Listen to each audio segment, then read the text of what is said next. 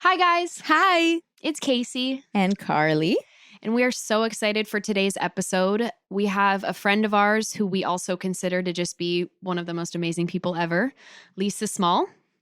Lisa is doing really meaningful work around youth incarceration and ending youth incarceration and empowering justice-impacted individuals who are on a mission to change infrastructure in our society that pushes incarceration as the only response to harmful behaviors. She got her master's at USC, and I'm just going to read her job description so that I get it correctly because she does such amazing work. She currently serves as the Senior Director of Youth and Transformative Justice at Liberty Hill and is responsible for funding so many frontline organizations and is really just such a change maker in our eyes. So we're so honored to have her here and grateful that she made the trek. And we can't wait for you all to hear from her perspective the beauty in the work that's being done to end youth incarceration and also the harm that is done to our kids when we do discard of them at a young age. So Lisa is someone that really wants to empower people to be a part of the change and give people tangible options for how they can contribute in their own way and in the way that they feel most moved, so that all of us don't have to feel helpless after these conversations and we can feel like there is a brighter future that is being created right now as we speak, and that we have ways that we can contribute to that feels meaningful and fulfilling to us each as individuals. So I know it can be a hard thing to talk about. Kids in cages. There's nothing cute or pretty about that. But my hope is that we can continue to put humanity on display. And these people that Lisa works with have overcome such harsh life experiences and are still willing to give of themselves after so much has been taken from them. So I think that there's so much beauty and inspiration to be found in this conversation. We're so excited. We're so grateful to Lisa, like Casey said. And we also just wanted to highlight, as we were talking about the amazing work that she does at Liberty Hill, they also have a podcast themselves called Conversations from the Frontlines. And we're so excited to share that. And if you want to learn more about them and the amazing work they're doing, we will link their podcast and their socials just so you guys can have a direct channel. So Lisa Small, everyone. Woo! Hi, Lisa. Hi, guys. Yay! This is so exciting. This is girl power time. Oh, yeah. I'm so happy to be here. Thank you for having me. Lisa, I feel like, is one of my favorite new people, new additions into my life. Our older sister, Carrie, has a close friend. And that friend of Carrie's was like, you have to meet my friend. You guys are so aligned. Yeah. And now here we are. And then I feel like it led to, and what's funny is that there's been so many opportunities connect in different spaces since that initial conversation, which is really nice. I know. Well, I'm happy my path led me here. Me too. That's so cute. Me too. Okay. So for everybody who's listening, we're going to be talking a lot about youth incarceration today and alternatives to youth incarceration and everything that Lisa has devoted her gorgeous life to working on. We need your insight. We need your intel. Even though we have been in close proximity to youth incarceration, we have so much to learn about it. And so we want to have people like you on who are devoting all of your time to raising awareness for how this is impacting our youth and enlighten people on other ways that we can move towards healing in our communities rather than further divisiveness, further cycles of traumatization. And so we need to lay some groundwork. We need some backstory on you. I know. I said to Lisa when I met her, and I say this to people who aren't justice impacted, it always makes me so happy. And I'm always so curious how people find this path when they don't necessarily have the experience in their own personal lives or their families. And when I look at her, you're so rooted in the work. And I'm so excited for you to kind of tell people how you got to that place, because you're just as fired up as like the two of us who, have been on a journey with it. So definitely tell us what brought you here. Yeah, it's so interesting because I think for a really long time, I didn't know.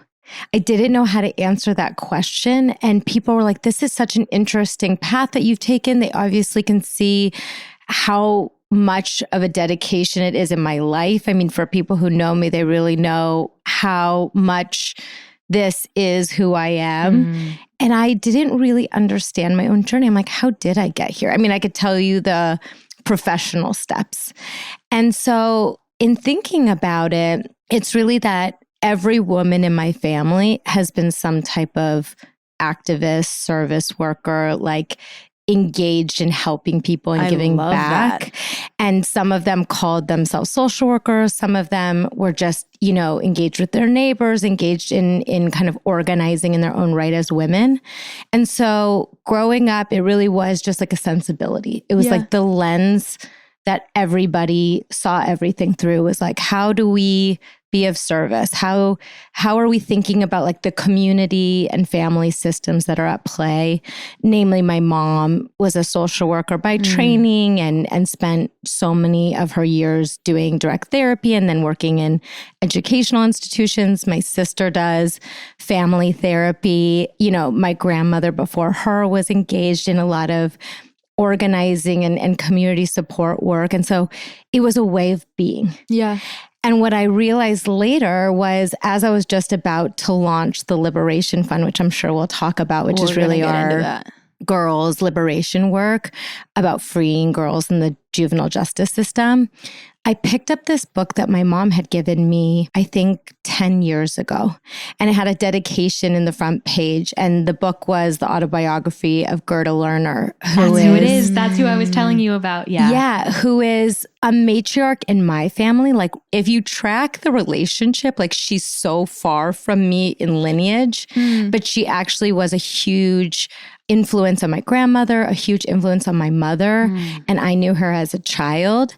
And she was really who influenced my mom to become a social worker, who influenced my grandmother to do the work that they did. And I found her autobiography and read it, and in it found so many of the secrets that unlocked who I am as a person. I realized that's so beautiful. How all these women became who they were really like walking in her path. Yeah. And what I learned is that she was in Austria during Nazi Germany. She was actually imprisoned right before her 18th birthday because the Nazis were trying to intimidate their family.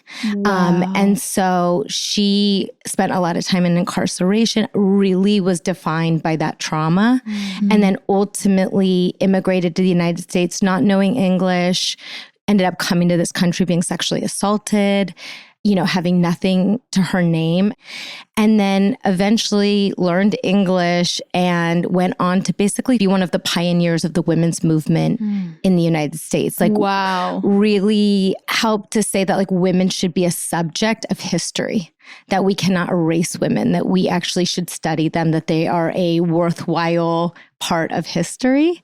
And all of that. How sad that has to be taught and championed. That it ever did have to be. It still is being. I know. It's just so depressing. But it's also amazing that you have such a strong connection personally to somebody who has such a strong life mission.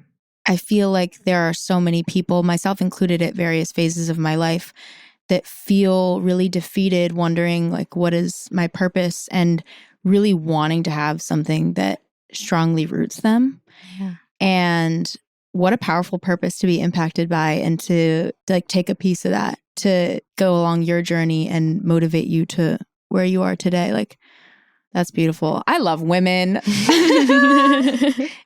I really do feel like my lot in life is just to be surrounded by powerful, strong women and women identified people, that they are changing the way we think about social change. And because we've erased their voices for so long, we haven't been able to move as fast and as far. And that's so much of my mission, is like taking the work of Gerda and really centering it in my own life to be like, no one should ever face incarceration. No one should ever face disenfranchisement in that way. And that we do need to be highlighting and surfacing women's voices and people who don't have voices for themselves. Yeah. And think about, how have we been doing things so backward and so wrong and failing young people for so long? Yeah. It's just acceptable. Yeah. And we could do it so many other ways. We could. And I want to talk to you about all the other ways that you know of that we can hopefully share with people so that they can start to change their mindset on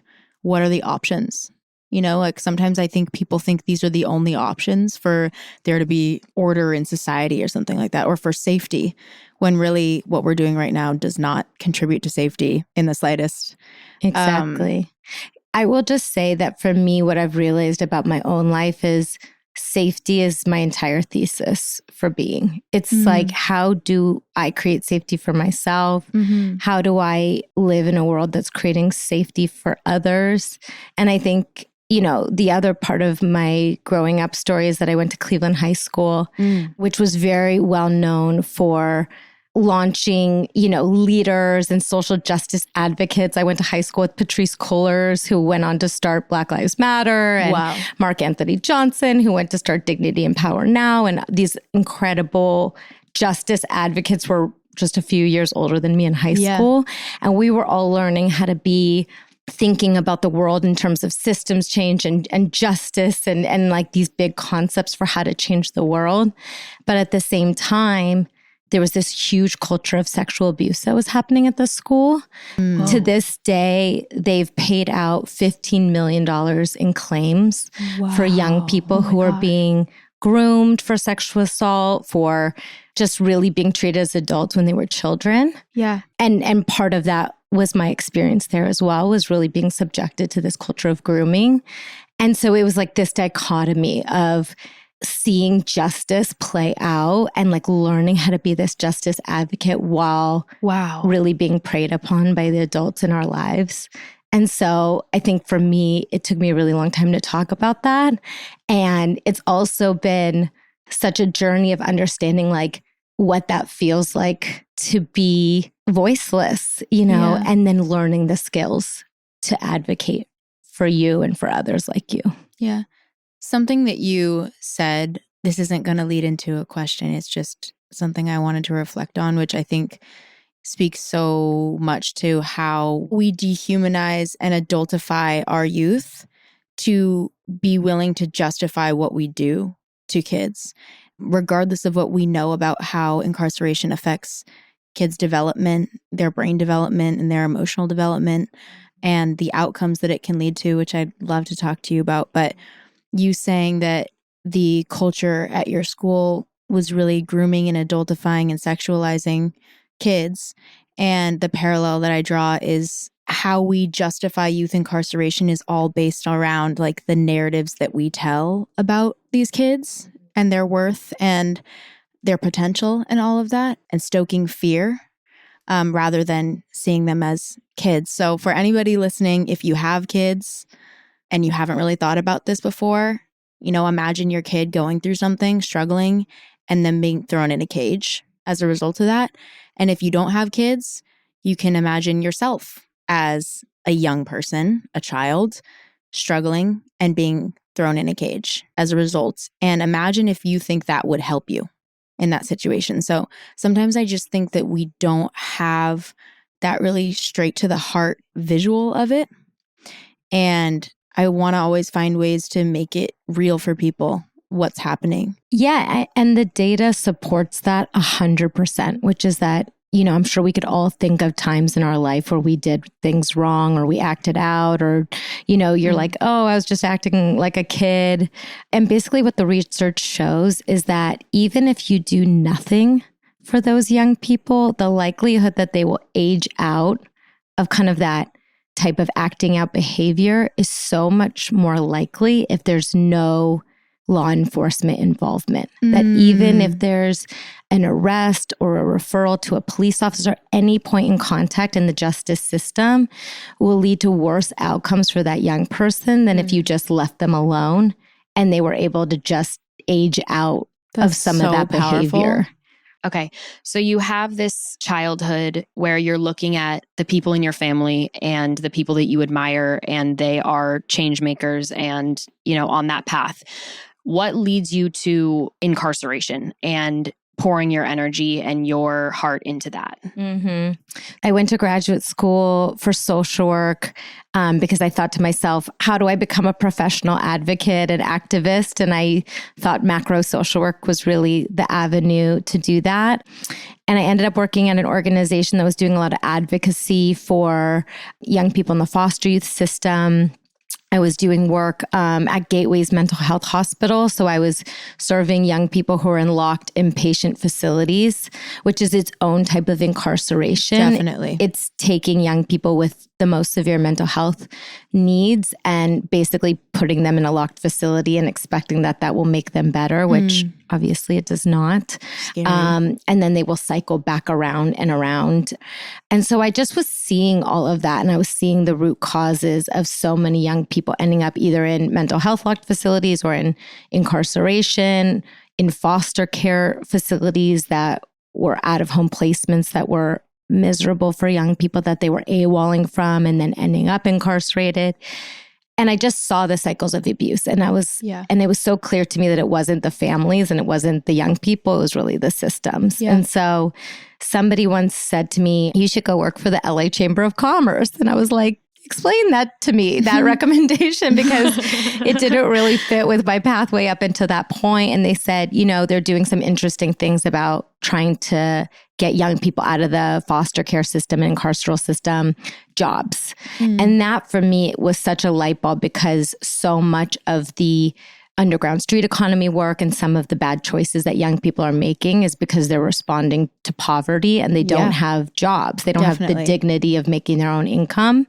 And they can't get those jobs because they have records or because they're foster youth and they don't have the same pathways to get good jobs. So I thought, wow, that's really a great way to use my voice in a way where I'm not taking the frontline advocacy positions that should really be directly impacted folks. Yeah. But I can actually use my own knowledge to be kind of an intermediary to help business folks who a lot of them look like me see the humanity and really the economic benefit of hiring kids and young people coming out of these systems. So I did that for 3 years, like working for Fair Chance Hiring. And I met Kent Mendoza, who is from the Arts or the Anti-Recidivism Coalition, same place that your recent guest, Jared, is working now. Yeah. And he really helped me to see what was going on in the broader field for young people who are incarcerated, seeing more of the humanity, not just the connective tissue of how do we get them jobs. Yeah. And after 3 years of kind of doing that intermediary role where really we were making the economic case, I just couldn't do it anymore. I was like, it's not just about why this makes sense in terms of dollars and cents. Yes. We really need to talk about the heart of the matter, which is we need to be ending this system once and for all for young people. So we don't have to get them jobs because of a record, but we have to just end the system altogether. And so I saw this opportunity at the Liberty Hill Foundation, which is a public foundation that has so many tools in their toolbox to be able to impact these systems. And the headline on the website was, we're ending youth incarceration as we know it in LA County. And I said, let's go. Let's go. Let's go. That's my place. Exactly. Like that's where I need to be. And I've been there 6 years. Wow. You are tiny but mighty, Lisa. And I love it. I love it. Well, because we're going to ask you all about that, but I feel like I want to lay a little bit more of a foundation of understanding for people. I really want to hear you talk about the school to prison pipeline. I think that that's a phrase that people have heard a lot, but they might not understand exactly what it means and the impact that it's having on our communities and on our kids. So if you could very kindly explain to people what is the school to prison pipeline. Yeah.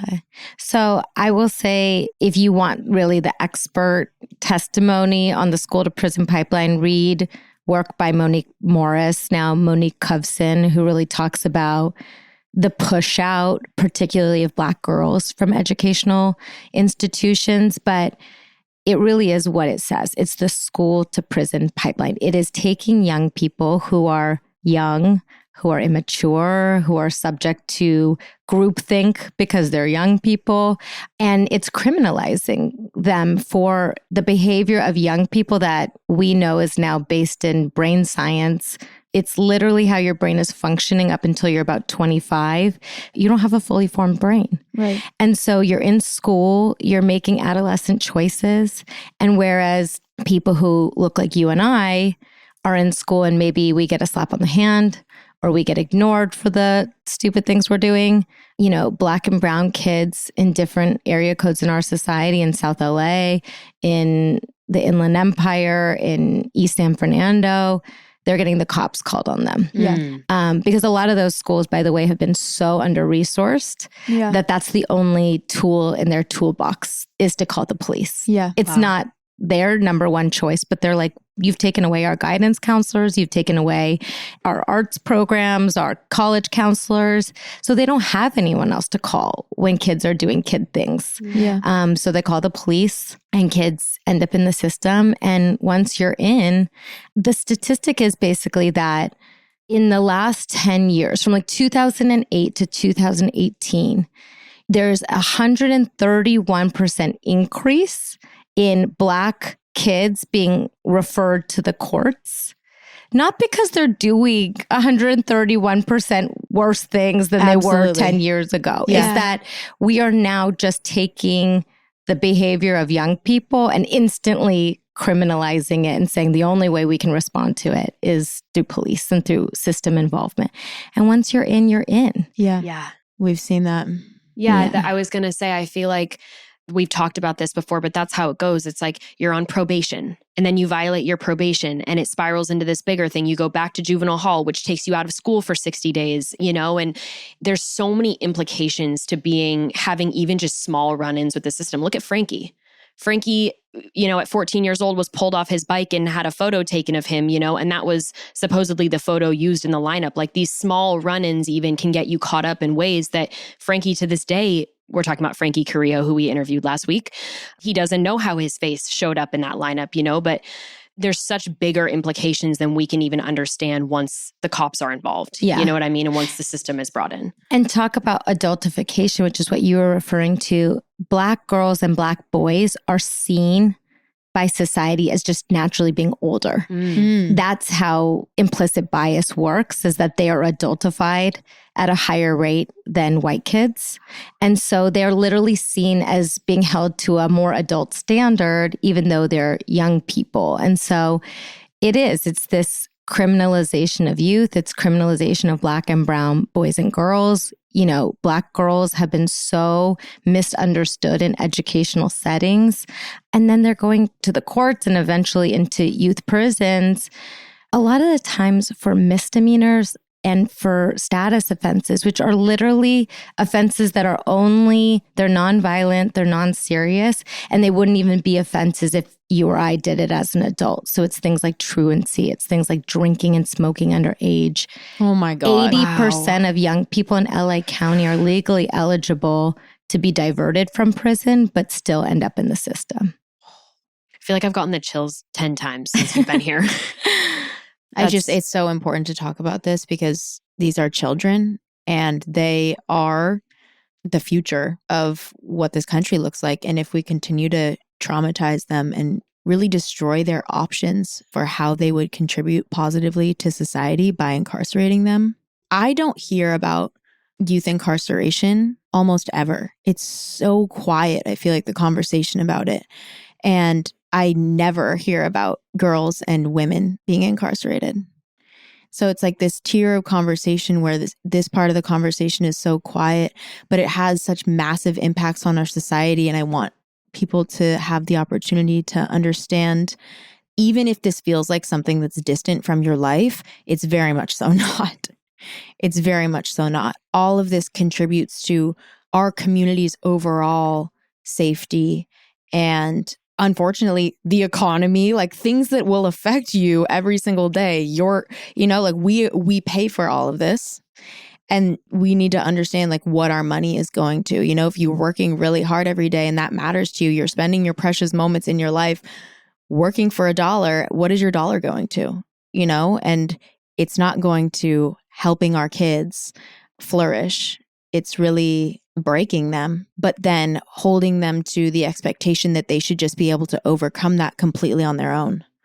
And it definitely is time for us to consider how we can contribute to changing the way that these systems operate and also changing the way that we view other people and starting to self-reflect on what are our implicit biases, how we're looking at people, and if we're justifying this behavior, why? Yeah, that's exactly right. I mean, literally, it's our tax dollars who are funding $1 billion probation system. That is billion with a B. Yeah, that makes me want to cry. That's not even thinking about the budgets of LAPD or the sheriff's department. I mean, all of the ways that we fund incarceration, police, law enforcement approaches, it's billions of dollars. And you would think that that would get you a successful system, right? I mean, the stated purpose of LA County probation is to rehabilitate and protect young people in their custody. Stated purpose.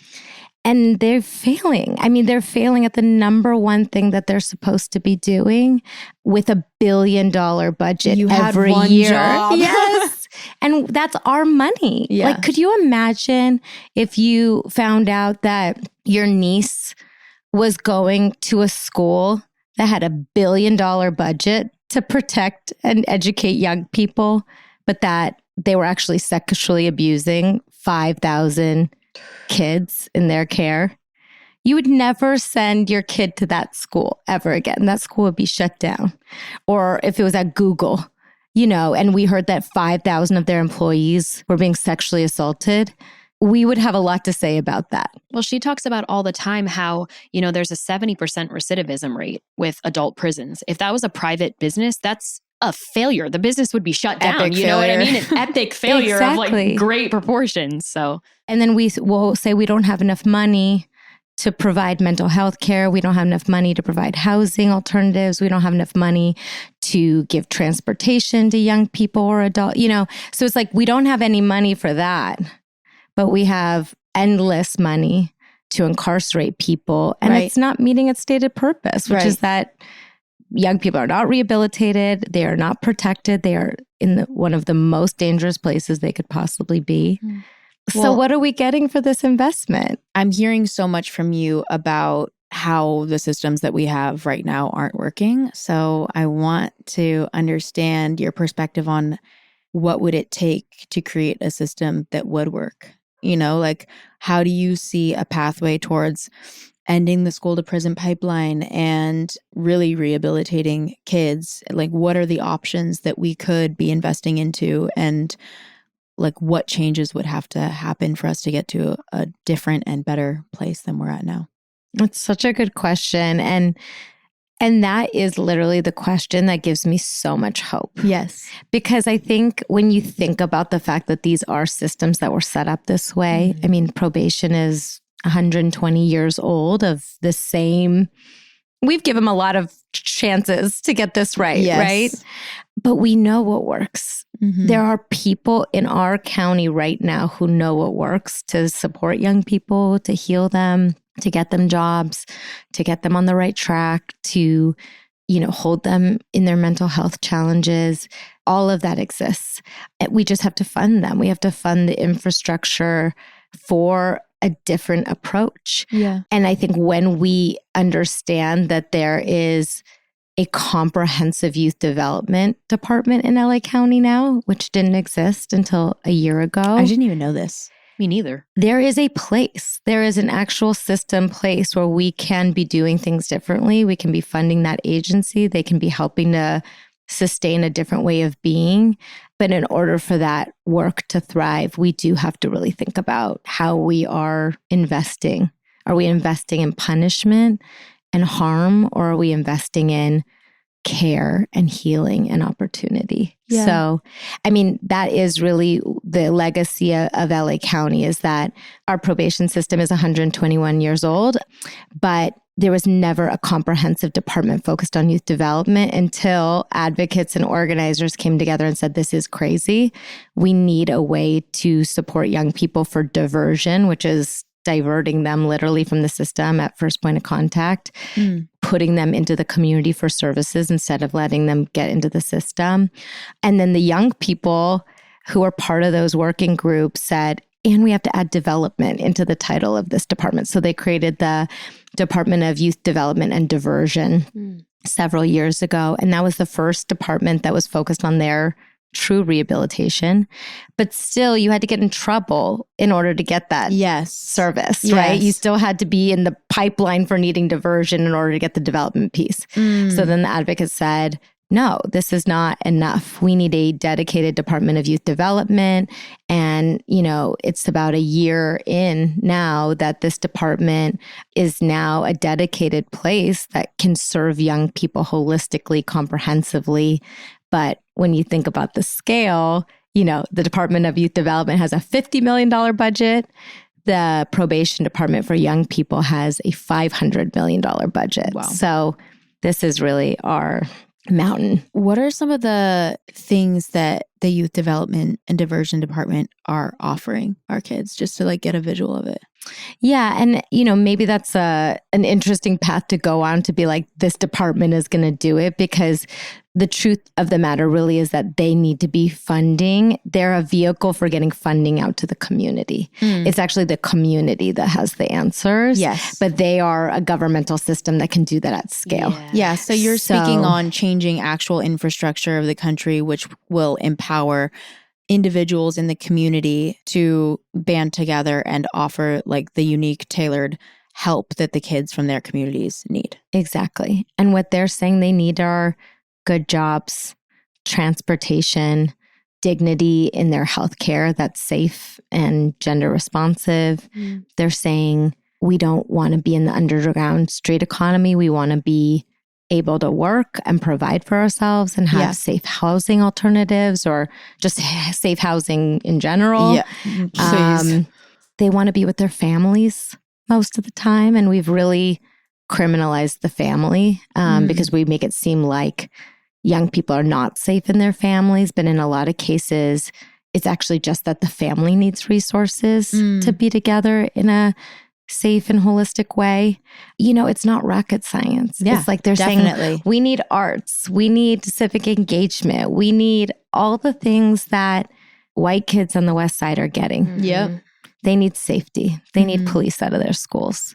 And so it's really about returning to a model in which all of the things that we know that work in the community have the space to thrive and to be done at scale, and to stop diverting people away from that community wisdom. Definitely.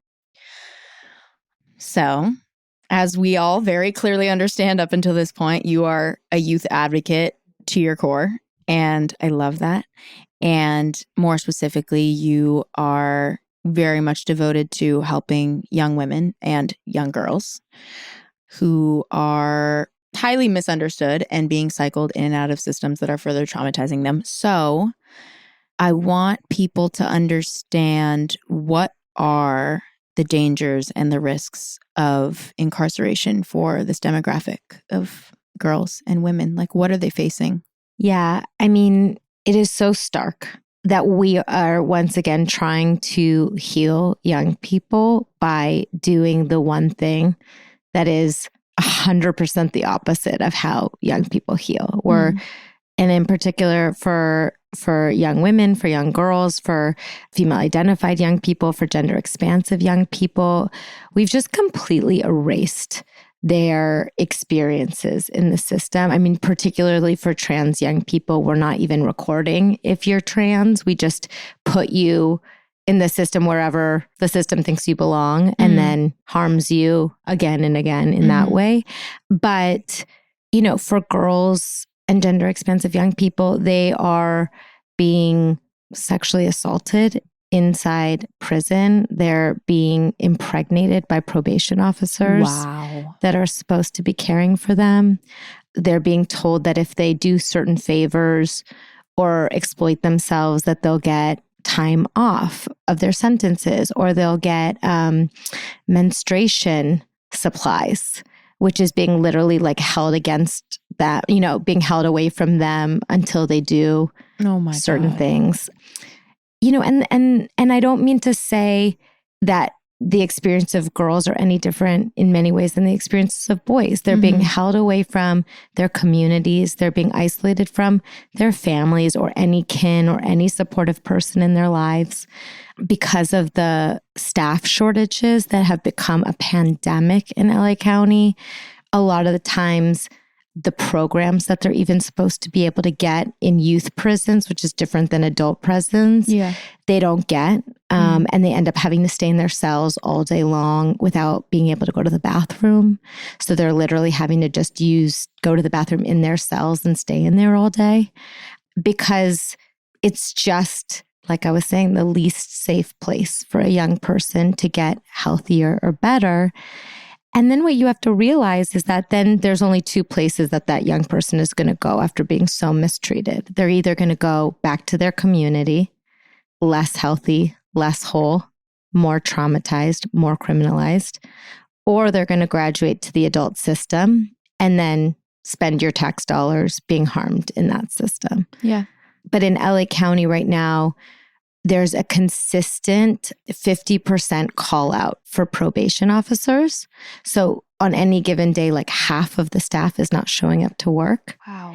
And then what they're saying is like, young people are overdosing or they're escaping.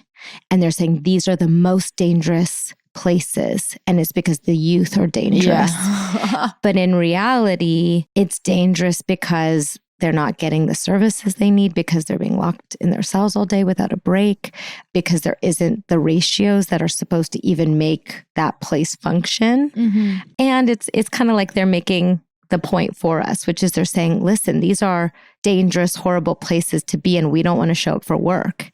And as advocates, we're like, well, yeah, that was our point. These are dangerous, horrible places, and no one should be here, including you. Yeah, if you don't want to show up there, why would you want a bunch of children there? And think about it, like they have the keys. They're saying this is a horrible, dangerous place, and they're in charge. Think about being now a young person who's completely subject to the whim of what's going on any given day.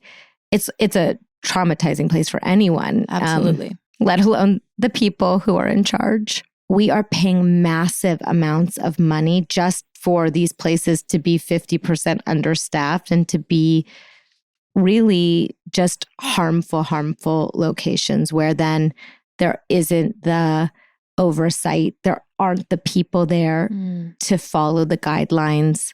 Like I said, I mean, for a fraction of the cost, you could send any of those young people, even the ones who have committed violent crimes, who are deemed as like the worst of the worst.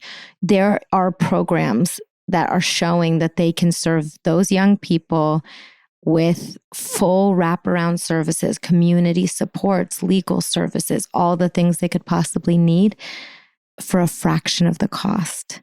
I think we saw it cost $80,000 to send a young person to Harvard for a year or an Ivy League school, but it costs $800,000 to incarcerate that same young person. Wow. So we could give them an Ivy League education or whatever the social services equivalent is of an Ivy League education. And instead, we're just locking them in a box for 10 times what it would cost to send them to college And at you the have to highest wonder university. why. Have to wonder why. Okay, well, on a brighter note, you do such good work, and we want to hear about Liberty Hill and what you guys are doing and your goals and just all the amazing stuff. Yeah, give us the rundown. We're hosting proms. We're having, to your point, this is, it's a heavy subject. And I know that's part of the hard part of this is like people don't want to hear. They don't want to hear it. They don't want to see it. It's heavy. It's hard. It's dark.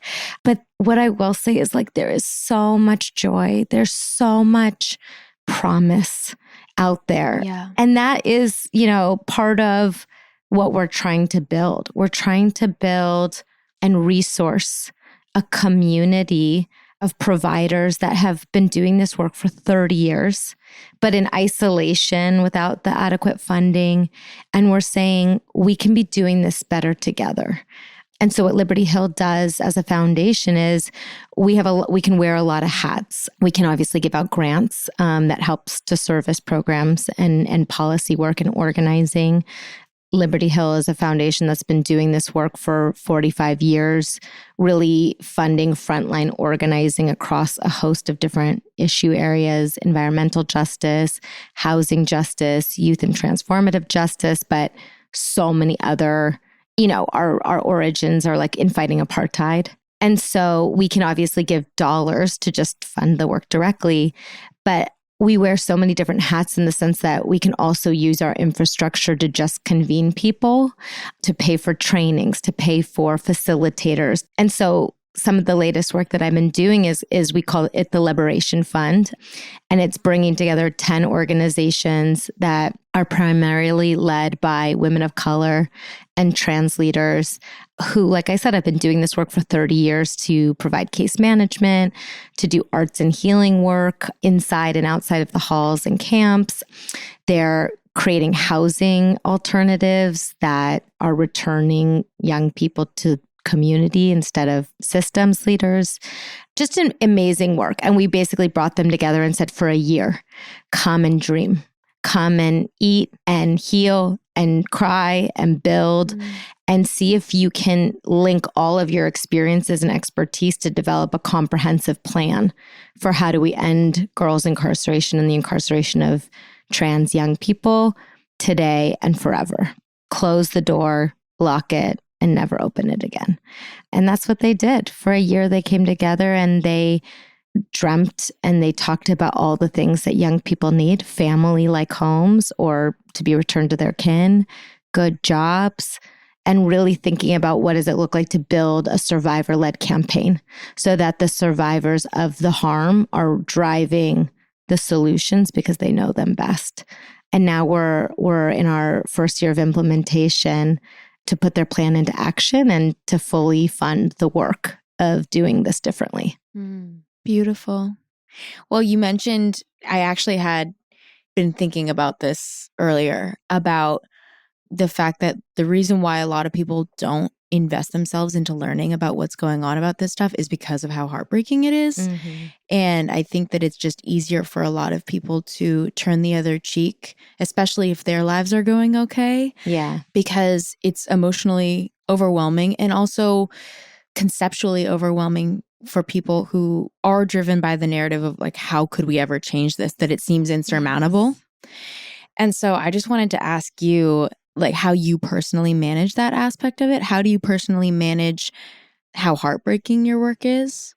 And also what motivates you to keep further investing into it the way that you have? Because not only are you managing the heartbreak, but you're diving deeper into it. And that's really inspiring and interesting. Yeah. I mean, it's kind of what I was starting to say is that the work is heartbreaking, but it doesn't feel like that every day. Yeah. Because what it really ultimately looks like is being around people who have been impacted, but are still showing up in power and joy. It's coming together with people who could have said, this is too much. We can never do anything about it. And instead said, we're going to fight like hell.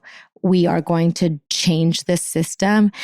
And let me tell you, we have been winning. Yeah. I mean, we are talking about this because we are almost at the finish line of this. We are not at the starting point. 25 years ago, we were incarcerating thousands and thousands of young people. Today, we're incarcerating hundreds of young people. There are 400 or less young people on any given day inside our systems. Wow, I did not know. This is amazing news. Yes. I appreciate you sharing that with all of us. I'm so happy to hear that. No, this is so uplifting. We have shrunk the system by 90%. Wow. So we are at the finish line of this. And that's when it gets the hardest. You know, like when you're doing any project and you're like, oh, I can see the finish line. I don't want to do this anymore. I just want it to be done.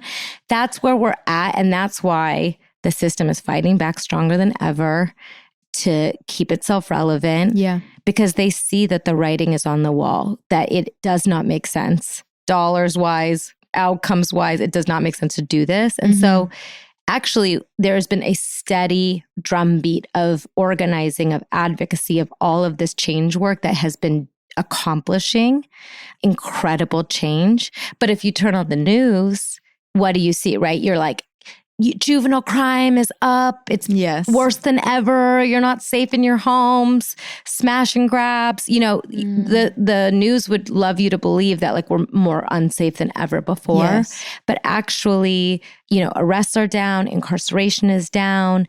We're doing good work, but now it's really about finishing the job. And that's why the girls piece is so essential, because we're never going to finish the job of ending youth incarceration if we're not thinking about now the unique populations that are still there that the reforms have not been effective for. And that's part of the story, is that, you know, since we've been doing the work at Liberty Hill, since 2017, we've seen a 75% drop just in the time that I've been doing this work with my organization.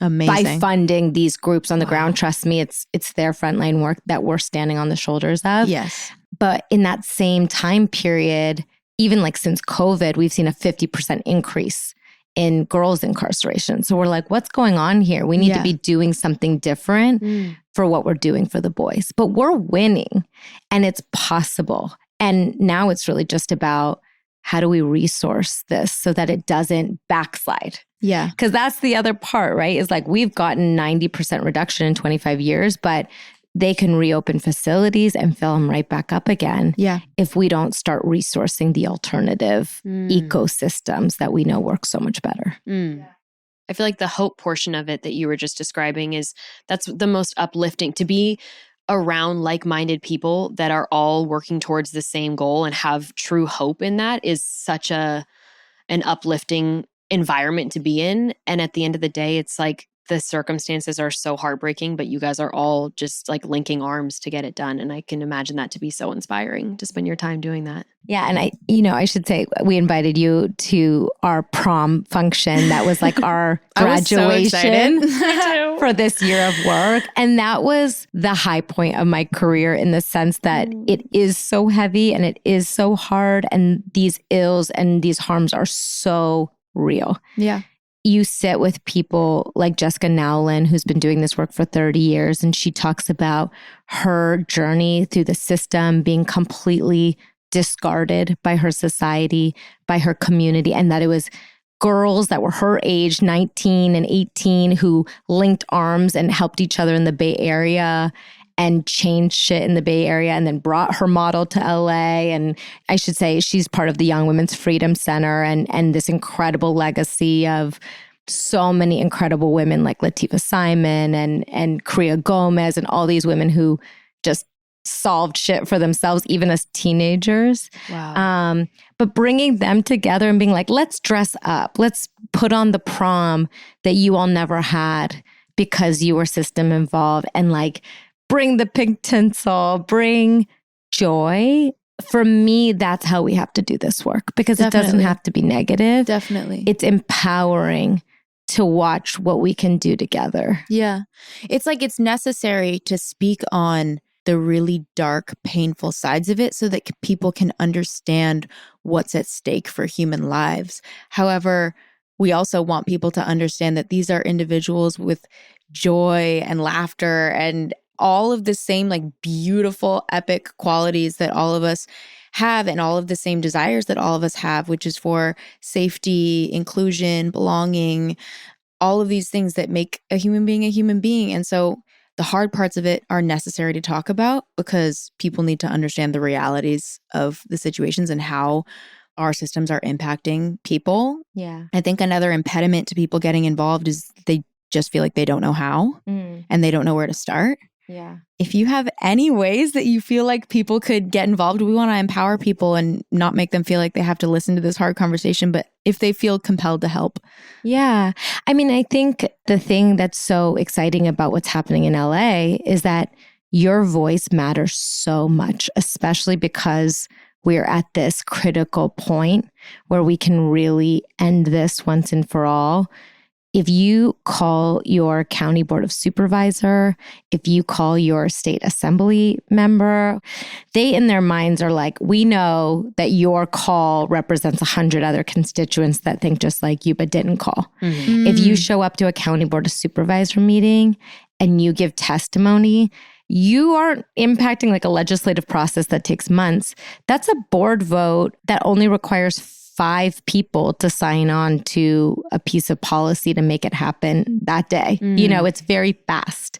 So all that to say is, like, politically, you have so much power in LA County to actually do something, to write a letter, to make a phone call, to show up to a meeting. Board of Supervisor meetings are every Tuesday downtown. You can show up and give public comment and care about something and really, really make a difference on that issue. And then, I hate to say it, but money actually makes such a difference now. Whereas you can give to a fund like the Liberation Fund, or you can give directly to an organization like the Young Women's Freedom Center that's doing tremendous work for girls, Spirit Awakening Foundation, which is going inside these facilities and doing arts programming and creative, joyful work with young people inside. You can light shit up with the Students Deserve, who are doing frontline organizing, who are changing police and schools, like whatever element of this that you care the most about. National Center for Youth Law is doing incredible legal advocacy. There's so many elements to this work. So if you care about housing, look up Beloved. If you care about school-based work, Students Deserve. If you care about, mental health and healing and other things, there are organizations who are doing each part of the work. So you can donate to what they're doing to scale better ways of serving young people. Or what Liberation Fund is saying is, you all do the work, we'll raise the money for you. So you can give the money to Liberation Fund and we fund all of it. Wow. Your voice, your dollar, but also your attention. Pay attention. Vote for what you care about. Again, we may know where California is going on the presidential race, or maybe not. It's unclear now. But what you can do in your local elections is so incredibly powerful. Yeah, definitely. We've said humanize, humanize, humanize a million times in this conversation. So I just want to ask what this work has shown you about what it means to be a human and like what gifts it's offered you. I'm like starting to get emotional thinking about that because, you'll say, I'm giving my time and I'm giving back. But what I get is so much more than what I could ever give in terms of my time and attention. Spending time with Kaylee Matthews, who is one of our fellows, one of our young people who works with us, it changes my life, because I look at her and I think, you could be angry. You could be completely disassociated from everything that happened to you and not want to spend any time doing this ever again. But she's showing up with joy, with spirit, with personality to make sure this doesn't happen to any young person and to protect her sisters that she doesn't want to see go into the system. And so when I just see the spirit of someone like Kaylee, there are so many stories of young people who are doing incredible things. And if the system would have had it, they would have been locked up for their lives. And we would have never had those people in our society. So I sit in circle with these women and it's like the best political education you could ever get. It's 10 times better than anything I got in graduate school, is to sit and listen to Tia Martinez and Danny Kim and Jessica Nowlin lead us in healing. It heals me. I know it's healing for the group, and it does. It feels like an incredible blessing to be able to work on something and know that we're moving the ball. Even if it's a boulder, I just think about the boulder and I think my job is to put my hands on that boulder and make sure it's not going this way. It's going this way. And I may only be able to push it so far in my little way, but now the 3 of us are pushing, now the 10 of us are pushing. Every hand on that boulder is moving us forward, not backward. And that means real lives are going to be changed because of that. Real people are going to have a chance and joy and good food and agency and see sunsets. It sounds so cliche, but it's we're talking about human lives that are being put in a cage. That is not how we heal people. That is not how we change our society. We change our society by really healing. And giving people the space to be real human beings. And even if you've done something wrong, you still deserve that. And we're all better for it if you get healed. Yeah. I think for me, what I'm getting from what you're saying is that involving yourself in these spaces puts you in proximity to a level of resilience that is so humbling and beautiful to witness. And it's going to make me cry because that's how I feel every time I go into these spaces. just like the admiration I have for what people are able to survive through, and then what the further distance that they are determined to get to protect other people from having to experience what they've had to experience. And that is so gorgeous and so selfless. And I wish that all of us could find that strength in our bellies to have the courage to want to protect other people from the things that we've been through in our lives. And I do want to add as well that it shouldn't be the expectation that the individual just pulls themselves out of the mud on their own and gets to that place. And we just believe that people should just have the ability to do that. We are blessed that those people were able to do that for themselves, and that they have further strength to offer help and support to other people who might not have whatever they need, either as an individual or that extra element of support that they would have needed to get to that place that they have the potential to get to. We have to be offering people the support that they need. So it's a gift and a blessing that anybody who's gone through some of these life experiences could ever find that perseverance within themselves to get to this place where now they can be the resource for other people. But that should definitely not be the expectation. Like what you said in the beginning, the healing and community aspect is so necessary. And that's why we talk about this, is because we want it to become a normal part of conversation where people hear it and it just naturally rings true. Like, oh yeah, maybe a person wouldn't heal alone in a cage where they're subject to the whims of other human beings who have complete control over them and the keys to lock them in wherever they are. You know, like maybe that wouldn't create communities out here where all of us respect each other and acknowledge each other's humanity. Maybe that creates extreme trust issues, you know, and tons of behavioral outcomes that are negative for all of us. Yeah.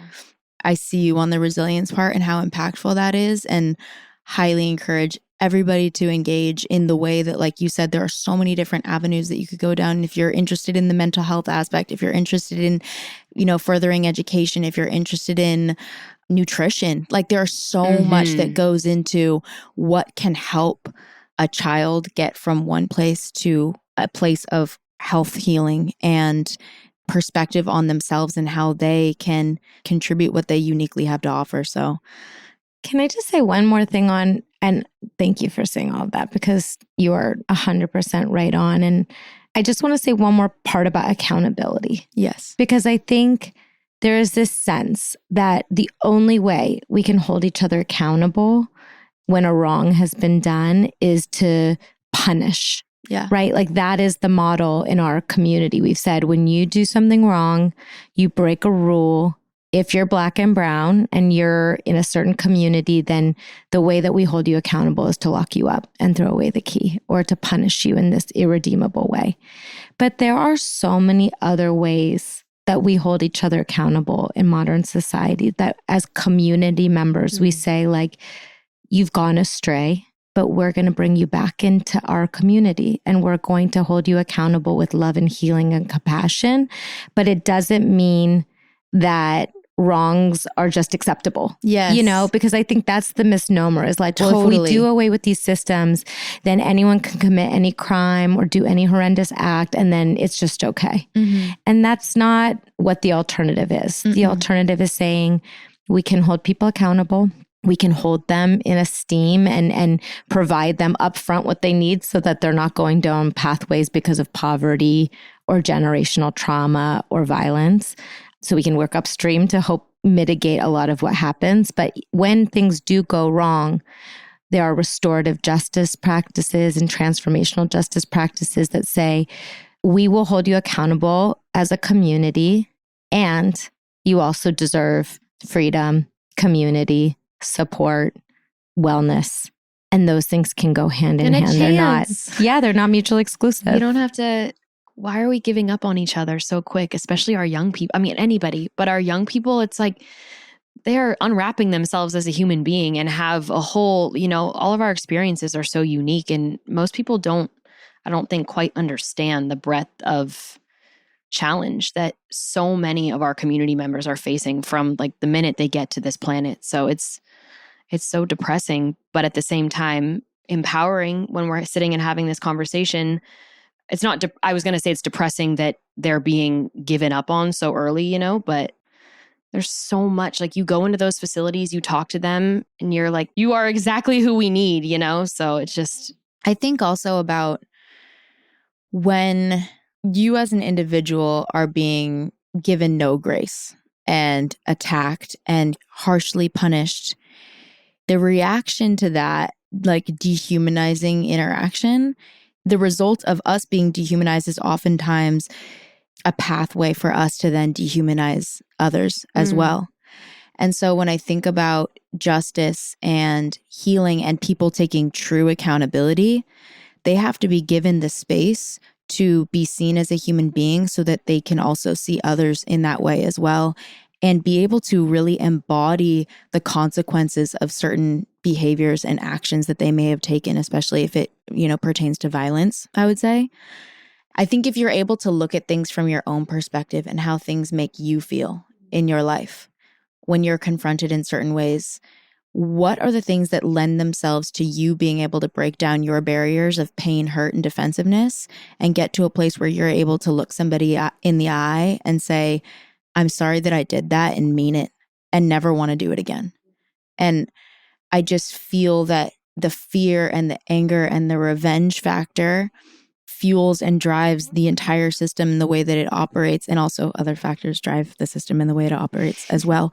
But I think as a public, the desire for what we have been calling justice is so rooted in this like bloodthirsty revenge aspect, rather than thinking about what we really want, which would be true accountability and change of behavior and safety overall.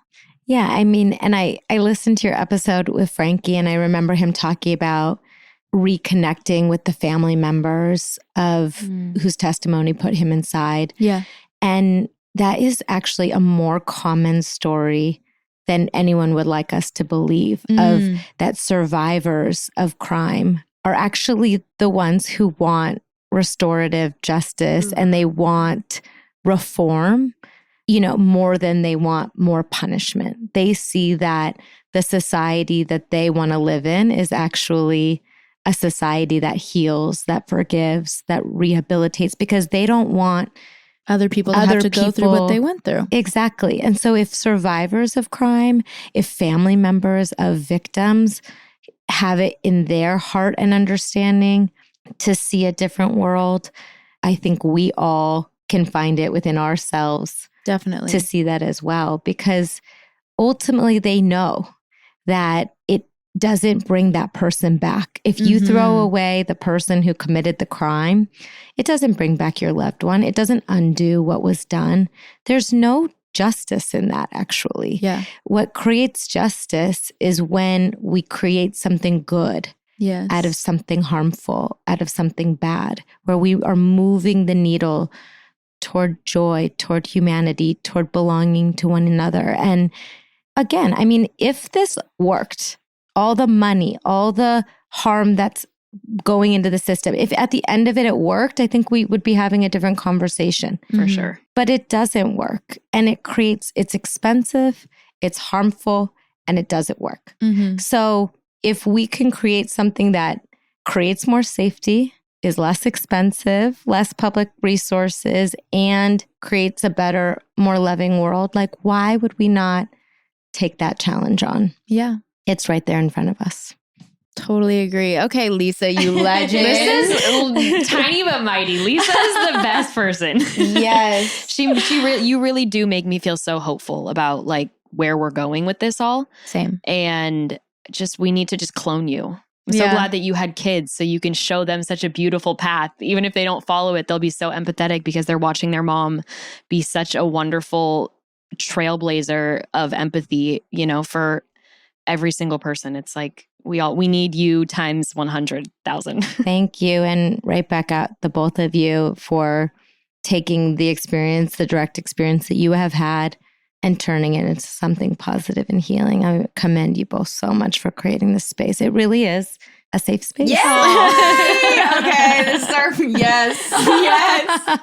You heard it here. You're the best. Thank you so much. And she just drove from the east side to the west side on a afternoon. So that on a means busy she traffic-filled day. That means she really cares to be I here, and we do. just appreciate you so much. Thank you both so much. Okay. Love you. Bye. Love you.